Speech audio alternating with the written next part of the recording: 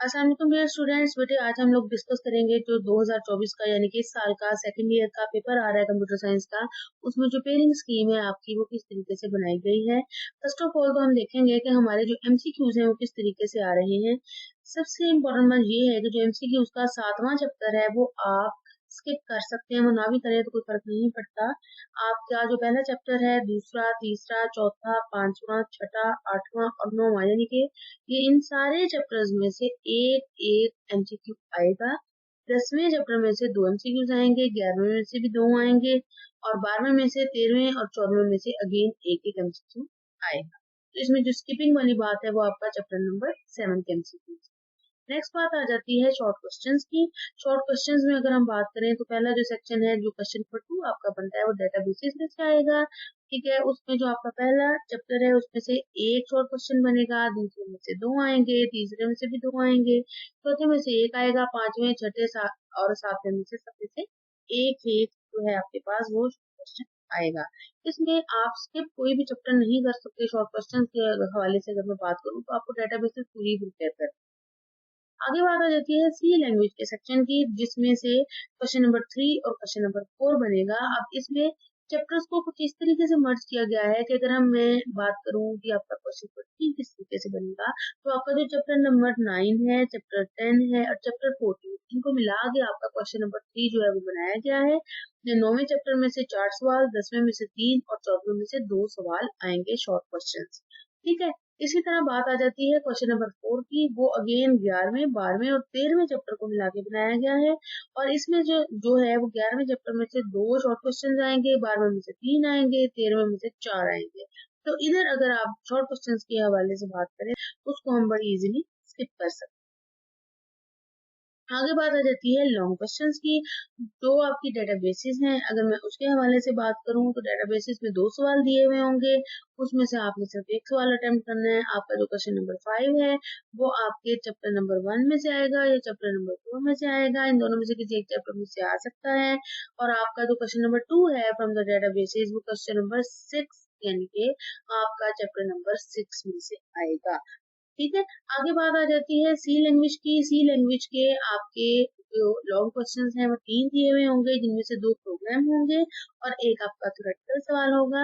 अब जो question number 7 है आपका वो चैप्टर नंबर 8 में से आएगा। क्वेश्चन नंबर 8 जो है आपका वो प्रोग्राम होगा, वो चैप्टर नंबर 11 में से यानी डिसीजन स्ट्रक्चर्स वाले चैप्टर में से आएगा, इक्वल्स वाले चैप्टर में से। ठीक है, और इसी तरह आपका जो क्वेश्चन नंबर 9 है वो 12वें चैप्टर में से आएगा, यानी लूप्स के अंदर से आ सकता है। अब बात आती है कि हमने जो इन लॉन्ग क्वेश्चंस के हवाले से बात की है, तो वो हम कौन कौन से लॉन्ग करेंगे तो हमारा जो है वो 100% पेपर अटेम्प्ट हो जाएगा। तो जो चैप्टर नंबर 1 है आपका, उसके अंदर जो लॉन्ग आ सकते हैं वो है व्हाट इज डेटाबेस सिस्टम, उसके कंपोनेंट्स क्या होते हैं, डेटाबेस मैनेजमेंट सिस्टम, उसके फायदे और नुकसान, ठीक है, फाइल क्या होती है और उसकी types from the usages point of view and functional point of view, इनके हवाले से। फिर जो आपका ट्रेडिशनल फाइल सिस्टम होता है, इसमें कौन कौन से मसले और प्रॉब्लम्स थे जिसकी वजह से आपको जो रिलेशनल डेटाबेस मैनेजमेंट सिस्टम की तरफ बढ़ना पड़ा। फिर आपके डीबीएमएस के फीचर्स क्या हैं और डेटाबेस मॉडल्स क्या हैं। तो चैप्टर नंबर 1 को अगर आपने सक्सेसफुली अटेम्प्ट करना है तो आप ये वाले क्वेश्चन प्रिपेयर करते हैं लॉन्ग, तो आपका इजीली 8 नंबर का लॉन्ग हो जाएगा। तो जब हम बात करते हैं चैप्टर नंबर 4 की, तो चैप्टर नंबर 4 में से आपके ज्यादातर चांसेस हैं कि नॉर्मलाइजेशन वाला सवाल आएगा और इसकी नॉर्मल फॉर्म्स के हवाले से बात हो सकती है। इसके अंदर जो नॉर्मलीज को हम रिड्यूस करते हैं, जिस तरह के रिपीटिंग ग्रुप है या ट्रांजिटिव डिपेंडेंसी वगैरह है, तो उनके हवाले से बात हो सकती है। और दूसरा ये कि फंक्शनल डिपेंडेंसी पे आपको क्वेश्चन आ सकता है, जिसमें आप ये एनालाइज आपको करने को कहा जा सकता है कि पार्शियल डिपेंडेंसी कैसे रिलेशन को अफेक्ट कर रही होती है। नेक्स्ट जो है आपका जो दूसरा सवाल है डीबी का, वो आपका आना है चैप्टर नंबर 6 में से। उसमें से कौन कौन से सवाल आ सकते हैं। सबसे इम्पोर्टेंट जो है आपका क्वेश्चन ये है long question, what are data types in success. दूसरा सवाल है क्यूरी और उसकी टाइप्स। तीसरा क्वेश्चन है 8 फील्ड प्रॉपर्टीज। चौथा है how new database is created और पांचवा है explain procedure of creating table using result. तो ये तो ज्यादातर लॉन्ग क्वेश्चन के जमाने में नहीं आते, लेकिन ये है कि ऊपर वाले 3 जो है आप लॉन्ग के हवाले से कर लें। नेक्स्ट आपका सी लैंग्वेज आ जाती है कि इसमें से लॉन्ग्स जो हैं वो किस तरीके से आने हैं। जो आपके सी लैंग्वेज के लॉन्ग हैं, चैप्टर नंबर 8 में से एक लॉन्ग आना है, थ्योरेटिकल क्वेश्चन है। या तो सी का बेसिक स्ट्रक्चर आपको वो पूछ सकते हैं, या प्रीप्रोसेसर डायरेक्टिव या उसकी टाइप्स पूछ सकते हैं। सी की स्टेटमेंट आ जाती है जिसमें मेन फंक्शन आ सकता है। वो एग्जाम्पल आपको कह सकते हैं कि आप एग्जाम्पल दें, एरर, उसकी टाइप्स, कौन से errors are difficult to locate, ये सबसे इम्पोर्टेंट सवाल ये वाला है आपके पास।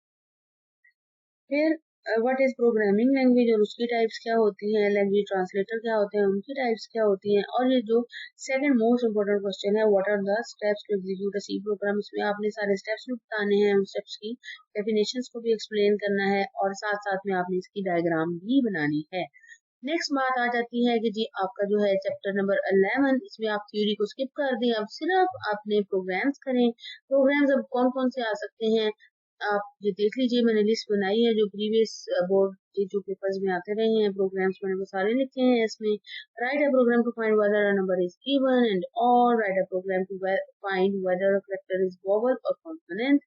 फिर आपका नंबर पॉजिटिव है, नेगेटिव है या जीरो है, आपका प्रोग्राम ये फाइंड आउट कर दे। Area is equal to pi r square का प्रोग्राम इसमें है डिफाइन, जो है आपका प्री प्रोसेसर डायरेक्टिव, उसको चूज करते हुए आपने इसको बनाना है। फिर ऐसा प्रोग्राम लिखें जो आपके पास से दो इनपुट ले नंबर्स की फॉर्म में और देखे तो इक्वल है या नहीं है। लीव ईयर वाला प्रोग्राम आ जाता है, टेम्परेचर की वर्जन आ जाती है, ठीक है। फिर grade of the student find out करने के लिए जो आपका न्यूमेरिकल है दिया गया वो आ जाता है। उसके बाद अरिथमेटिक ऑपरेटर्स की मैनिपुलेशन आ जाती है, और फिर किसी भी पर्सन की एज को आपने वीक्स में, डेज में और मंथ्स में कैलकुलेट करना है। तो ये वाले जितने भी प्रोग्राम्स हैं ये जो है वो मोस्ट प्रोबेबली आपके पेपर में इनमें से कोई एक आ सकता है, ये काफी इंपॉर्टेंट है। आगे बात आ जाती है चैप्टर 12 की, जिसमें से अगेन एक प्रोग्राम आना है। इसमें हमने कोई थ्योरी नहीं करनी, लेकिन ये मैं रिकमेंड करूंगी कि आप जो है सारे के सारे जो प्रोग्राम्स हैं वो जो आपकी लूप्स हैं उसमें लाजमी करें, ठीक है। तो जिस तरह इसमें जो इम्पोर्टेंट चीजें हैं, टेबल प्रिंटिंग आ सकती है किसी भी नंबर की। फिर इसके बाद जो है फर्स्ट 5 नंबर्स को आप डिस्प्ले करें, उनका सम जो है किसी भी लूप को इस्तेमाल करते हुए निकालें। फिर उसके बाद आप 100 नेचुरल नंबर्स को प्रिंट कर दें, और नंबर्स को प्रिंट कर दें, ठीक है। उसकी भी कोई सीरीज दी हो सकती है, क्योंकि इसमें और नंबर्स 1 से लेके 1000 तक या 1 से लेके 500 तक, तो जहाँ तक भी आपने रेंज बताई हो आपको करना होगा और नंबर निकालने होंगे। फिर किसी भी किस्म का sum of the series calculate करनी आ सकती है। Again table printing according to the given length आ सकती है। फिर फैक्टोरियल की प्रिंटिंग आ सकती है, प्राइम नंबर की प्रिंटिंग आ सकती है, या फिर नेस्टेड लूप, तो दैट इज वेरी इंपॉर्टेंट।